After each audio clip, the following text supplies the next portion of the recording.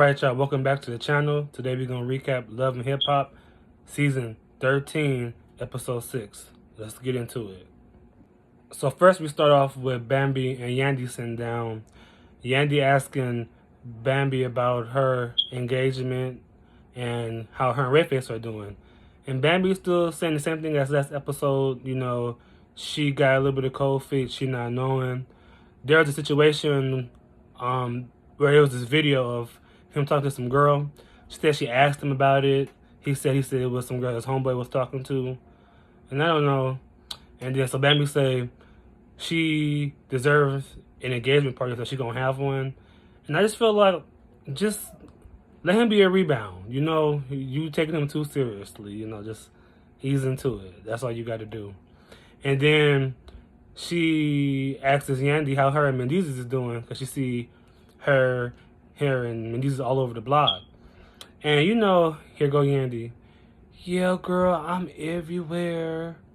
But I think she ran out of excuses to say, because in the confessional, she was like, you know, I feel like we're hanging on by a thread. You know, it's like we don't like each other. They don't talk unless it has to do with the kids, which is damn near grown. Or I know one of these kids are grown. They're in college, right? And then kids they have together, they're pretty old enough to be independent, right? So I'm like, damn, y'all really ain't talking for real like that. Because them kids is pretty big. And then that's what that was. So then, you know, Yandy's still trying to get her get back at Rashida. So she tell Bambi, you know, her, Kirk, and Rashida all in a menage a trois, a little polyamorous relationship or whatever, you know. And Bambi like, what? Look, Bambi wants the tea. Because she was like, look, they forget her husband was friends and Kirk was telling me these all kind of stuff. Bambi like, well, can you tell me or no? And he ain't really answer. And I mean, the only reason why I don't know how I feel about it is 50-50, because Rashida mama, like, she hanging with her. So it's kind of like, is she really going to be hanging with some girl that caused all that drama in your life?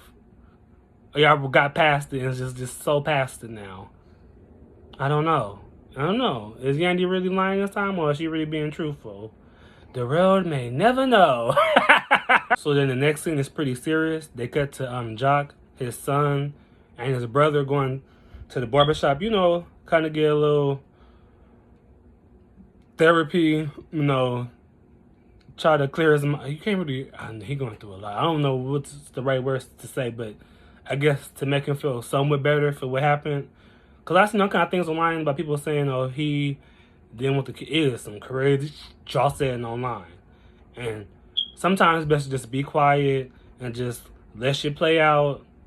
And just really just mind your business and just pray for the best and pray for the best for yourself. So I don't have too much to say about that other than Jock and the brother and his son went to the barbershop to get his haircut. They talked about it a little bit. The court side, the legal side of it all, not the situation. And, you know, Jock and his son saying we got your back for whatever, you know, just being supportive family. And that's how that scene went. And after that, we got Key Baby. She finally sitting down with her mama. Let me just say, I don't care how much I want a storyline. I'm just not. Even if me and my family agree on we gonna go on TV and this is what we gonna say about our family, I'm just not. No. No. Not my mama. Maybe like one of my other family members, but not my mama. That's not what we're doing. But anyway, so they discussed her childhood or whatever, and her mama was like, yeah, you was out of line. You would be cussing at me or whatever. And Key Baby like, yeah, but you never asked me if something was wrong. And then mama said, yeah, I did. Key Baby, yeah, she did. Because when you were a teenager and people know something's going on with you and they ask you what's wrong, you don't, me personally, I know people was asking me what was wrong, what you're going through, and I didn't really answer the question. So I got to give it to your mama. Maybe she didn't handle it the best way, but I do believe she asked you what was going on a couple of times. Especially if you cussing at your... Let me would have cussed at my mama teen anything. I wouldn't have be here in my 20s cussing at my mama in teens. No matter what I was going through. That just wasn't finna happen. I'm sorry. But I am glad they could sit down and discuss it. And, you know, really just like grow their relationship from the childhood. Because sometimes you need to let it out, talk about what happened, you know. Because as you grow up, your parents should grow up too. You know, wisdoms come with age on both sides. It don't happen like that all the time, but I feel like this situation is going down just like that. The next scene is Bambi and Jessica, and then Jasmine, one of her homegirls, they talking. And you know, Bambi is still on her messy train. Well, not messy. She on, well, yeah, messy / nosy train, because she still want to know. So she asks Jasmine, you know, how you doing? No. Jasmine asked her how's Yandy doing. Like, you know, Yandy got caught in London with that man. And Yandy already talked about it. She already said that she talked to her friend that did all the day and put her business out there. And he said, basically, it was for clout. He'll get his business further on, which I don't feel like he told her that, but I feel like that is why he did that. I do.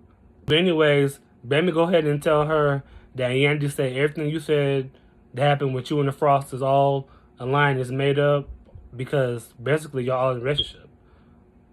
And then in my mind, I'm thinking, okay, so they made this up when?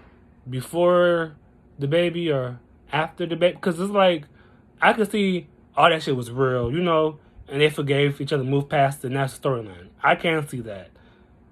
I can't really see it all being fake from the very beginning because, if we being honest, since Love Hip Hop started, Kirk been playing this card. Remember the first season, he was talking about something. I'm tired of being a father. I need a break. Nigga. So, I don't know what not Jasmine, but Jessica probably messed with Yandy, but they all separate. She leaves, and Bambi tells Jasmine that I'm going to get Yandy so I can talk about it. So they all standing there, and Bambi say, okay, go ahead, Yandy. And Yandy say, so you could be truth. You could tell the truth. We all know. Are you and Kirk in his 3 earrings and Rashida with her bags in a relationship? And Jasmine said, fuck no. And I mean, I don't believe there's all 3 of them. I believe that's more so, you know, her and Rashida on a drug night and Kirk just watching or wishing he could. But I don't feel like they really like have a real polygamous relationship like that for real. I don't. So then after that, Zell pull up real late. Bambi go out there to meet him at the car. And she tell him about what happened with Yandy and Jasmine. And you know, they are so petty.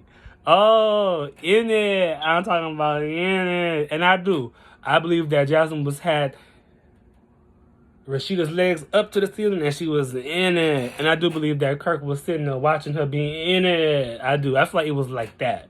You know, I feel like it was more so like that.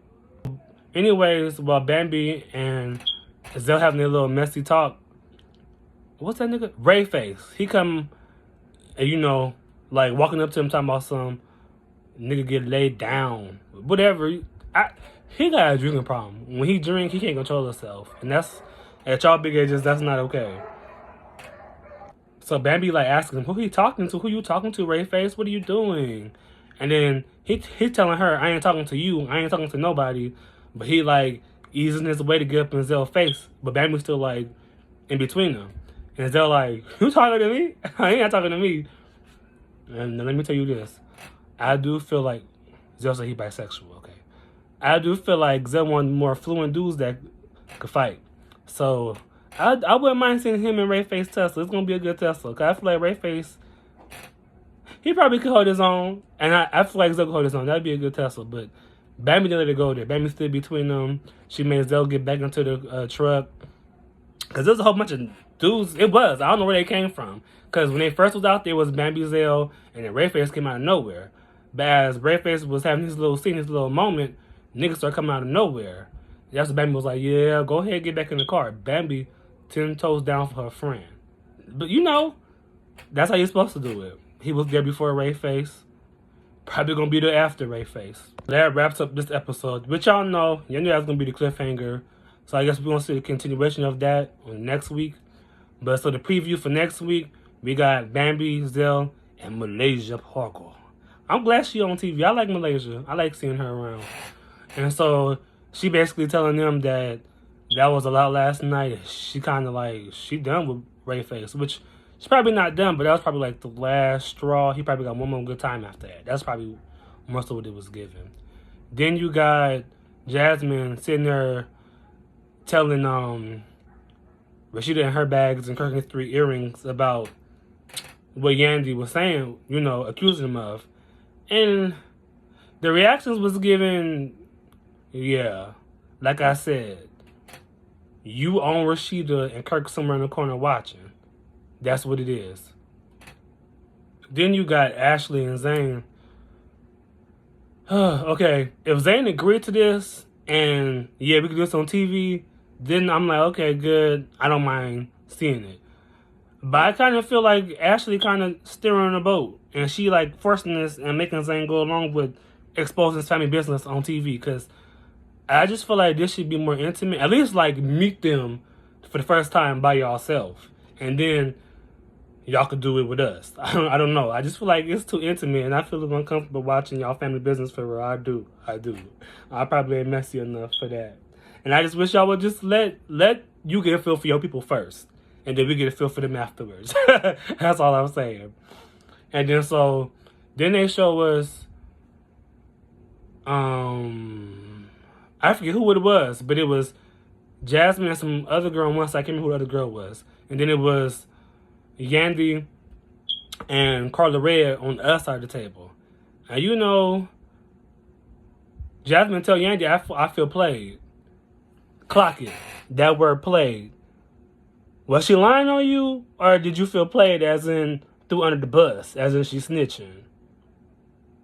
So then Yandy say, well, girl, don't come now, because clearly you done talked to Kirk and his 3 earrings and Rashida with her bags. They done told you to deny, because there ain't no proof of it. And so that's what, I don't know, I'm kind of feeling Yandy with this one. And then I guess we're going to see, they're going to fill in the gaps with us next when they show it, because all of us, I don't know. It probably ain't nothing to fill in, no gaps, because Carly Red always just be yelling for no reason, but she feel like, anyways, she start yelling at Jasmine. She tell Jasmine that the only reason why you here is because you got a baby by Rashida and her bags and Kirk and his 3 earrings. And I was kind of like, ooh, Carly, you ain't that nothing, but you ate down with that one, just that one thing. So that was it for this episode of Love and Hip Hop. And catch me for the review for next week's episode. Until then, like, comment, subscribe. Deuces, I'm out.